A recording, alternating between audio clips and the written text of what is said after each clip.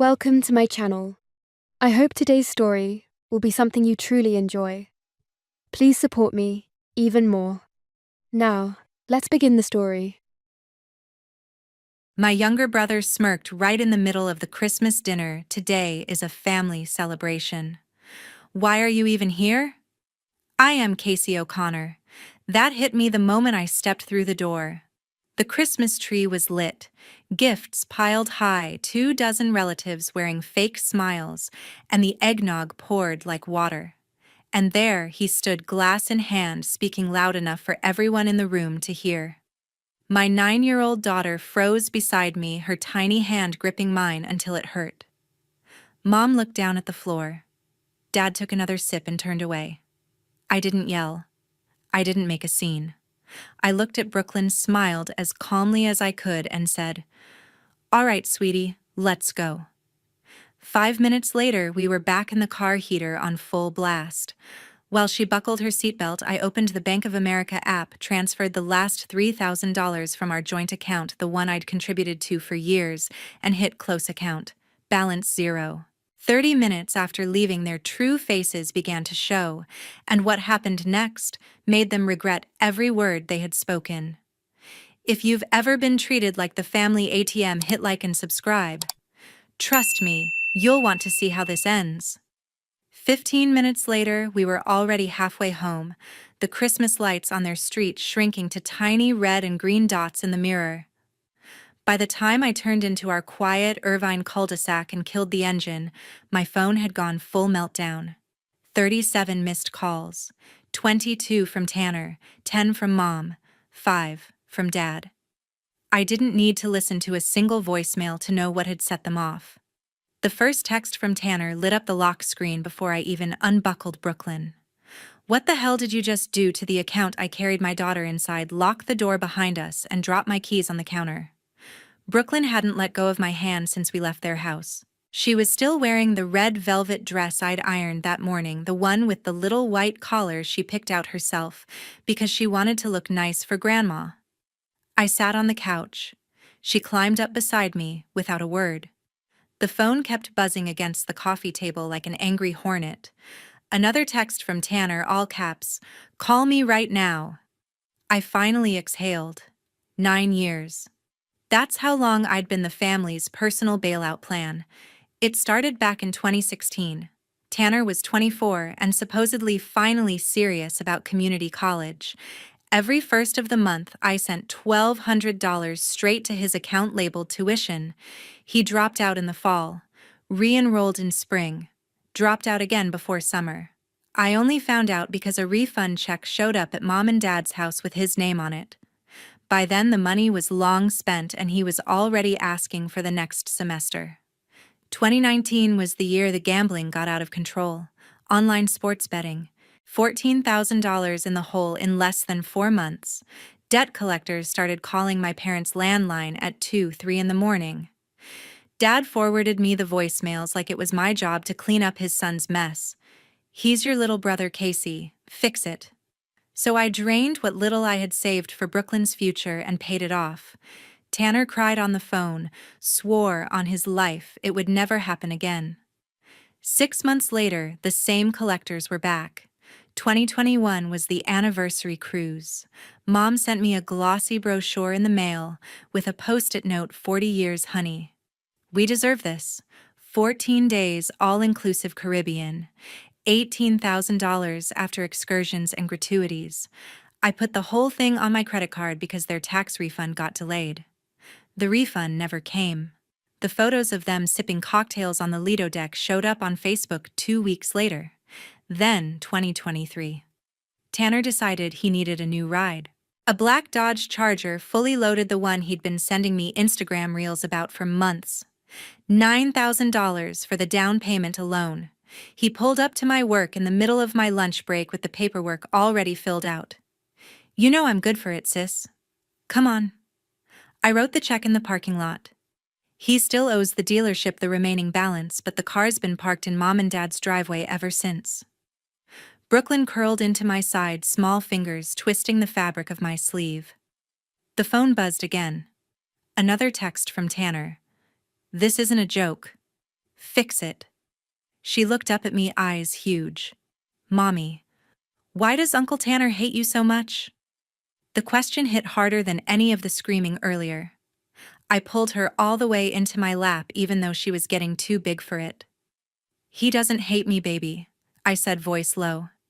He's just used to me saying yes every single time he asks for something. Today, I finally said no. She was quiet for a long time, thinking. Then, in the smallest voice, "Is that why he yelled in front of everyone?" I nodded. Some people don't know how to handle no. Another buzz. I put the phone on speaker and played the newest voicemail from Tanner so she could hear it herself. Casey, you have exactly 5 minutes to put every dime back, or I swear I deleted it before he finished. 2 nights later, loud banging woke us up at 11. I was out of bed before the second round started, adrenaline already flooding my chest. Brooklyn's scared whisper floated from the hallway. Mommy, what's that? I told her to stay upstairs and crept down in the dark. The banging came again, so hard the front windows shook in their frames. Through the peephole, I saw Tanner swaying on the porch, jacket soaked in whiskey smell that leaked through the gap under the door. His eyes were bloodshot slits, hair-wild face flushed red and wet with sweat. I slid the chain on and opened the door 3 inches. Go home, Tanner, now. He slammed both palms against the wood so hard the chain rattled. Open the damn door, I need money tonight, right now. His voice boomed down the entire cul-de-sac. Mrs. Henderson's porch light snapped on across the street, then the Liuses next door. You think you can just freeze the account and disappear? He roared. $48,000, Casey? $48,000 in credit cards about to get shut off because you pulled your little Christmas stunt. He started pacing, boots stomping like he wanted to break the concrete.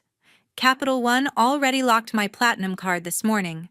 Chase left 3 voicemails threatening collections. American Express sent a certified letter 30 days or they report me to the bureaus. 48,000 total because I actually live a little Rolex on layaway. 4 full weekends in Vegas, bottle service at Omnia. That's how real men roll. Not sitting in this boring-ass house eating cereal for dinner. Brooklyn's small footsteps creaked on the stairs behind me. I turned and saw her halfway down, clutching her stuffed giraffe, lower lip trembling. Tanner spotted her and let out a harsh laugh. Oh, perfect. Now the kid gets front row seats to watch her mom destroy the whole family. That was it. I pulled my phone from my pocket, dialed 911 and hit speaker before he could take another breath. 911, what is your emergency? Tanner's face went slack the instant he heard the voice. I have an intoxicated man on my front porch refusing to leave. I said, perfectly calm. He's screaming threats and disturbing the neighborhood. Can you send an officer? The operator asked for the address. I gave it clearly while staring straight at him. He took 1 stumbling step back. You're seriously calling the cops on your own brother? You have maybe 3 minutes, I answered. The color drained from his cheeks. He looked left toward the empty street, then right, then back at me like he was waking up from a bad dream. Sirens were already faint in the distance. This isn't over, he spat, but the fight had gone out of his voice. He turned, nearly tripped over the garden gnome and staggered to his Charger parked crooked across 2 spaces. The engine roared. Taillights vanished around the corner just as the first patrol car rolled up 30 seconds later, lights flashing silent blue and red across the front of the house. I shut the door, locked, it slid the deadbolt and stood there breathing hard. Brooklyn was still frozen on the 3rd step, shaking so badly I could see it from 10 feet away. I opened my arms. She flew down the stairs and crashed into me, face buried in my stomach. Tiny sobs muffled against my shirt. I carried her back to bed, tucked her in tight, and sat on the edge until her breathing evened out. Then I sat there a lot longer. The following Saturday morning, a familiar silver truck pulled into my driveway. I was still in pajamas pouring coffee when the doorbell rang. Through the window, I saw Uncle Mark climbing out of his dusty F-150 with San Diego plates, 2 hours of freeway still clinging to the paint. He carried a small black box in one hand like it weighed 100 pounds. Brooklyn beat me to the door. Uncle Mark. He lifted her into a quick bear hug, set her down gently, then looked at me with the same tired eyes I remembered from childhood. This wasn't a holiday drop-by. We sat at the kitchen table. Brooklyn disappeared into the living room with cartoons. Uncle Mark placed the box in front of me. A plain black 64-gigabyte USB drive. "I've been saving screenshots from the family group chat since 2012, he said, keeping his voice low. "Every single time money came up. Every single time they talked about you. I stayed quiet because he's my older brother and she's my sister-in-law, but after what happened Christmas Day, I couldn't look at myself in the mirror anymore." I plugged the drive into my laptop. One folder open 2012-2024, thousands of images organized by year. He took the trackpad and clicked the first one himself. Mom on a beach in Maui, giant sun hat, huge smile caption from March 2022, living the dream in Hawaii. Thank God Casey is still too stupid to stop sending money every month. Next, Tanner leaning against the black Charger parked in Mom and Dad's driveway. Thumbs up caption, "Big sis, still the best ATM in the state." Another dad forwarding a $2,000 Venmo request from Tanner with the message, "Tell your daughter to pay. She doesn't have a husband to tell her no anyway." I scrolled on my own. Hawaii again, 2019. Mom in a floral dress at a luau. Casey covered the whole trip again. Some people never learn. A thread from last year when I missed one transfer because Brooklyn needed emergency dental work. Mom wrote, "Guess the little bastard child thinks she can keep our money now." Tanner replied with a string of laughing emojis and, "Let her try, she'll cave." Then the one that made my throat close. A message from Dad dated exactly 3 years ago. "Casey is the family mistake. Single mom, no man, no future. If she disappeared tomorrow, nobody would even notice." Uncle Mark let the silence sit. Brooklyn's cartoon laughter floated in from the next room completely unaware. "I printed the worst 100 pages in order," he said. "Dates, timestamps, nothing added. Nothing removed. It's all there raw." I closed the laptop lid. My hands were ice cold. "Why now?" I managed. He rubbed the back of his neck exactly the way Dad does when he's cornered. "Because I'm 61 and I'm done pretending my brother isn't a leech. Because that little girl coloring in there deserves to grow up knowing her mom isn't the problem. And because if I keep my mouth shut one more day, I'm just as guilty as they are." He reached across the table and covered my shaking hand with his. "You were never the mistake, Casey. Never." We stayed like that until Brooklyn wandered in asking for apple juice. Uncle Mark poured it himself, ruffled her hair, then stood up to leave. "Keep the drive," he said at the door. "Make 3 copies. Back it up to the cloud. You're going to need every single screenshot." 9 days after Christmas, my phone rang at exactly 9 in the morning showing Bank of America Fraud Department. I was pouring Brooklyn a bowl of Cheerios when the call came through. I answered on speaker so I could keep stirring the milk. "This is Maria Gonzalez from the Fraud Prevention Team. Am I speaking with Casey O'Connor?" "Yes, this is Casey." We're contacting you regarding 3 separate credit card applications submitted using your personal information within the last 48 hours. All 3 were automatically declined by our system, but we need immediate verification." My spoon stopped midair. What kind of applications? Maria didn't miss a beat. Application 1. Chase Sapphire Reserve requested $15,000 credit limit. Application 2. American Express Gold Card no preset spending limit requested. Application 3. Capital One Venture X requested $20,000 limit. All 3 contained your full Social Security number, date of birth, and an address registered to you in 2018. "Did you submit any of these?" I set the bowl down hard enough that milk sloshed onto the counter. Brooklyn looked up, confused. "No," I said. "I didn't apply for anything." "That's exactly what triggered the alert," she replied. 3 high-limit cards in under 60 minutes is a classic identity theft pattern. Can you come into the Irvine branch on Culver Drive today so we can file a formal identity theft report in person?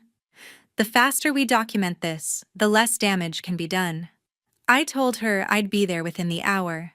I dropped Brooklyn at her best friend's house with a quick excuse about a surprise dentist appointment, then drove straight to the bank. Maria met me in a small glass office behind the teller line. She was younger than I expected, sharp ponytail badge clipped to a navy blazer. She slid the standard identity theft packet across the desk. The inquiries are already showing on your credit report. Whoever did this used a scanned image of your old driver's license and your full social from 2018. That year mean anything to you? Of course it did. The only person I ever emailed a clear photo of my social security card and license to was Tanner. He needed a financial reference for a last-ditch student loan appeal after flunking out again. I sent the scans from my phone while sitting in this exact branch parking lot. I still had the email. I reached into my purse and pulled out the USB Uncle Mark had given me 6 days earlier. My uncle compiled 12 years of family group chat screenshots. My brother's name comes up a lot when money is involved. You're going to want to see this. Maria took the drive without hesitation, plugged it into her secure workstation, and started scrolling. Her eyes widened almost immediately. This is thorough. She copied the entire contents to the bank's fraud server, then printed the identity theft affidavit and police report forms for me to sign. A senior fraud specialist joined us 10 minutes later. He reviewed everything, stamped pages in red, and handed me an official letter on Bank of America letterhead. We have now placed a 7-year extended fraud alert on your credit files with Equifax, Experian, and TransUnion.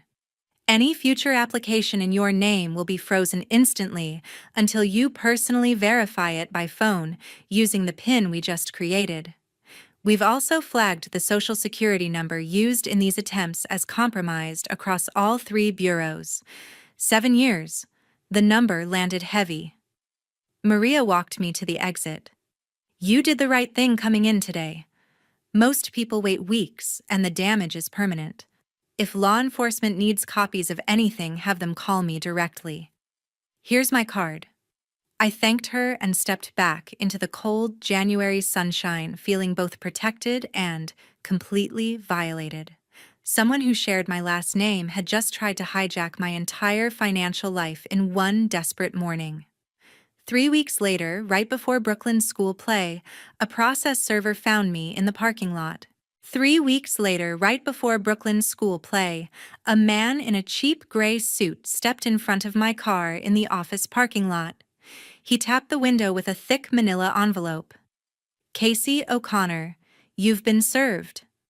I rolled the window down just enough to take the papers. Orange County Superior Court, Small Claims Division stamped in red across the top. Case number SC 2025-00147.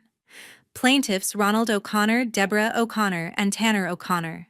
Defendant Casey Marie O'Connor. Amount claimed exactly $48,000. The claim itself was 8 pages. Mom's perfect cursive handwriting on a yellow legal pad scanned and attached as Exhibit A, a handwritten ledger titled Loans to Casey, 2016-2024. Every transfer I had ever sent was listed as family loan, repay on demand. The cruise, the charger down payment, the gambling debts, even the monthly tuition checks were all there, relabeled as loans I supposedly owed them. I sat in the driver's seat reading until the school's first bell rang in the distance.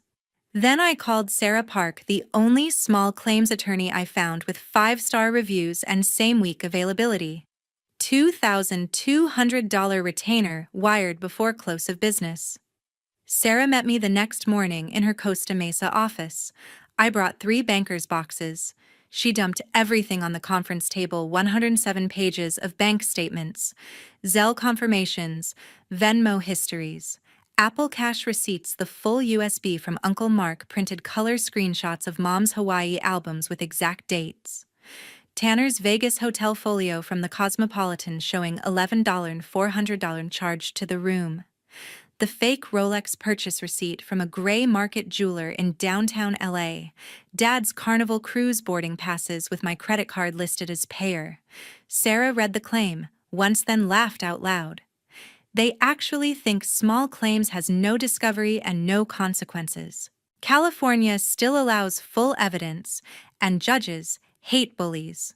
We're going to turn this into their worst financial decision ever.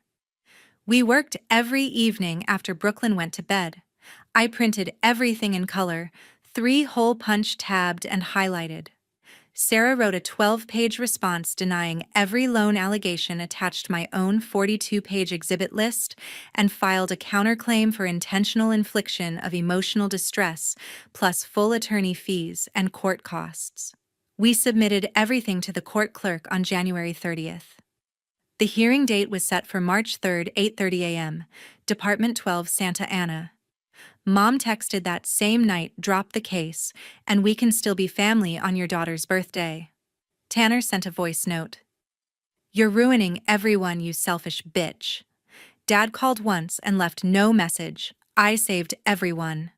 The night before the hearing, I laid out my clothes like I was going to a funeral: black blazer, black slacks, hair in a low bun. Sarah texted at 10 p.m. "Sleep. Tomorrow, we end this." The hearing was scheduled for a cold Monday morning in early March. Department 12, Santa Ana Courthouse smelled like old paper and industrial cleaner. The room was smaller than my living room, just rows of wooden benches and a single raised desk. Judge Elena Morales, mid-50s, sharp black suit, no smile, took the bench at exactly 8:30. Mom, Dad, and Tanner sat on the left.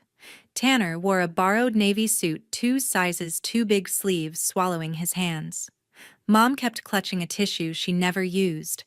Dad stared straight ahead like he was waiting for a root canal. Sarah and I sat on the right. My binder was 3 inches thick, color-coded tabs sticking out like a rainbow. The clerk called our case. Judge Morales didn't waste time. Plaintiffs claim $48,000 in family loans. Defendant denies and counterclaims harassment. Plaintiffs, you may begin. Dad stood first. His voice cracked on the second sentence. He read from Mom's yellow legal pad, repeating the same loans on demand story. When he got to the part about me refusing to honor family obligations, the judge held up a hand. "I've read the claim." "Sit down, sir." Tanner tried next. He started loud, saying I had always been the difficult one, and now I was trying to destroy the family. The judge cut him off at 90 seconds. "Mr. O'Connor, this is not a soap opera. Facts only." Sarah stood. "Your Honor, may I present defendant's evidence?"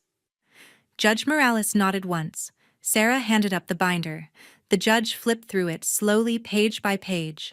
Bank transfers with memos like Tanner tuition, Mom and Dad cruise, Tanner gambling debt, Hawaii photos with timestamps, the fake Rolex receipt, Vegas hotel bills, the entire USB printed in order, the fraud alert letter from Bank of America. 35 minutes later, the judge closed the binder and removed her glasses. "I have never," she said, voice low but cutting, "seen a more blatant attempt to weaponize the court system against a family member. These are not loans. These are documented gifts, extracted under emotional manipulation for 8 straight years." The plaintiff's own group chat messages call the defendant an ATM, and worse. This claim is dismissed with prejudice. Mom made a small choking sound. Judge Morales wasn't finished. Furthermore, the attempted identity theft documented on pages 87 through 102 is being referred to the Orange County District Attorney for criminal investigation. The court clerk will forward the file today. She turned to the plaintiffs. "You will pay defendant's filing fees of $400, court costs of $4,400, and full attorney fees of $2,200. Total judgment against plaintiff $7,000 due within 30 days. Tanner opened his mouth. The judge pointed her gavel at him. "One more word and I add contempt." She then signed an order directing all 3 credit bureaus to attach a permanent notation to Tanner O'Connor's credit report: attempted identity theft, court verified.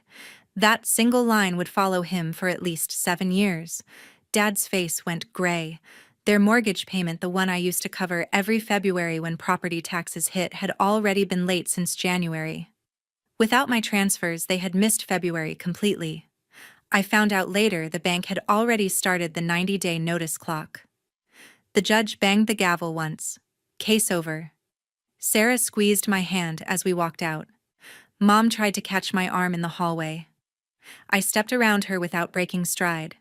5 months after the judgment, the for sale sign went up in front of the house I grew up in. By August, the sign had changed to a bright red foreclosure auction banner stretched across the garage.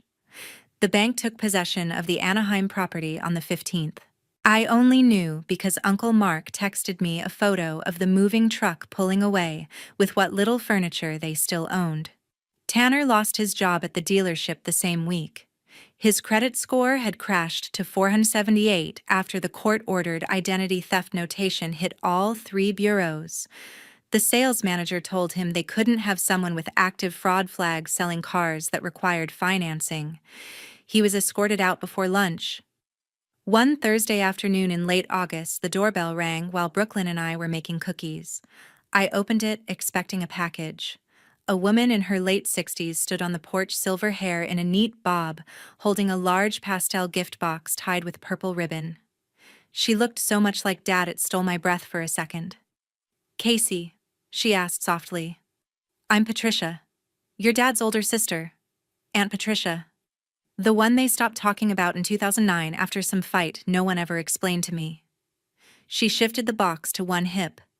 "I heard what happened. All of it. I should have come sooner, but I wasn't sure you'd want to see anyone with the last name O'Connor." Brooklyn peeked around my leg. Aunt Patricia knelt immediately. "You must be Brooklyn. Happy belated 10th birthday, sweetheart." She handed over the box. Inside was the exact American Girl doll Brooklyn had circled in the catalog last Christmas and never got. Brooklyn gasped and hugged her new doll like it might disappear. Aunt Patricia's eyes filled, but she smiled. We moved to the living room. She sat on the couch, hands folded in her lap, and told me she'd been following the court case online through public records. When the foreclosure notice posted, she decided 16 years of silence was enough. "I left in 2009 because I saw what they were doing to you even back then," she said. "I told your dad if he kept treating his daughter like a bank account, I was done. He chose them over me. I'm sorry I didn't fight harder for you." Brooklyn climbed up between us with the doll and listened quietly while Aunt Patricia told stories about Dad when he was little, about family camping trips, before everything turned toxic, about the grandmother I barely remembered, who would have hated what her son became. When the cookies finished baking, we ate them warm at the kitchen table, chocolate smeared on Brooklyn's cheeks. Aunt Patricia took 100 photos with her phone, promising to send copies. Before she left, she hugged me so tightly I felt 16 years of distance disappear. "Anytime you need family," she whispered, "real family, call me." She drove away just as the sun was setting orange over the cul-de-sac. Brooklyn and I curled up on the couch that night, her new doll between us, watching a movie we'd seen a dozen times. My phone stayed silent. No angry texts, no missed calls, no demands.